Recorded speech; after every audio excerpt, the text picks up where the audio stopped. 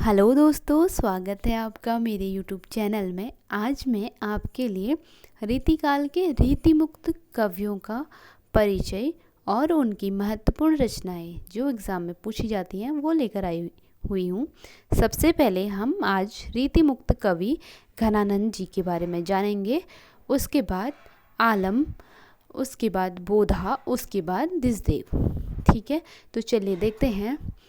रीतिमुक्त कवि, इस धारा को कुछ ने रीतिमुक्त व कुछ ने स्वच्छंद काव्य धारा कहा है। रीतिमुक्त का अर्थ है यह धारा रीति परंपरा के साहित्यिक बंधनों और रूढ़ियों से मुक्त है। चलिए अब जानते हैं प्रसिद्ध कवि रीतिमुक्त घनानंद जी के बारे में। ये स्वच्छंद धारा के प्रमुख कवि हैं। इनकी प्रथम वर्ग की रचनाएं प्रायः कवित सवैयों में रचित है और दूसरे वर्ग की रचनाएं पदों एवं दोहों चौपाइयों में है। इनके द्वारा लिखा गया सवैया है। राव रे रूप की रीति अनूप, न्यो न्यो लागत जो जो निहारिये। संप्रदाय इनका निम्बार्क है। इनकी प्रेयसी थी गणिका सुजान। इनके आश्रयदाता ये मोहम्मद सारंगी के थे। घनानंद के संदर्भ में ब्रजनाथ का सवैया है। नेही महाब्रज भाषा प्रवीणों, सुंदरताओं के भेद को जाने, जो वियोग की रीति में कोविद, भावना भेद स्वरूप को जाने, चाह के रंग में भिज्यो हियो, बिहुरी मिले प्रीतम शांति न माने, भाषा प्रवीण सुछंद सदा रहे, सो घन जीव को कवित बखानो। ये लास्ट वाली लाइन जो है, भाषा प्रवीण सुछंद सदा रहे, सो घन जीव को कवित बखानो, ये पूछी भी जाती है, तो देख लीजिएगा।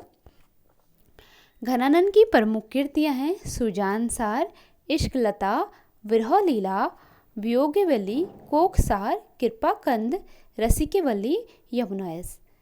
और इनकी इश्क लता और विरह लीला बार बार पूछी जाती है।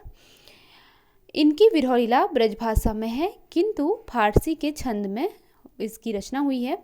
घनानंद के संबंध में आचार्य रामचंद्र शुक्ल जी का मत जान लेते हैं। उन्होंने लिखा हुआ है, घनानंद सी विशुद्ध, सरस और शक्तिशाली ब्रजभाषा लिखने में और कोई समर्थ नहीं हुआ। विशुद्धता के साथ प्रौढ़ता और माधुर्य भी अपूर्व है। प्रेम की पीर ही को लेकर इनकी वाणी का प्रादुर्भाव हुआ। प्रेम मार्ग का ऐसा प्रवीण और पथिक तथा जबादानी का ऐसा दावा रखने वाला ब्रजभाषा का दूसरा कवि नहीं हुआ है। ये शुक्ल जी की पंक्तियां हैं घनानंद जी के बारे में। अब घनानंद जी के संबंध में रामधारी सिंह दिनकर का मत देख लेते हैं।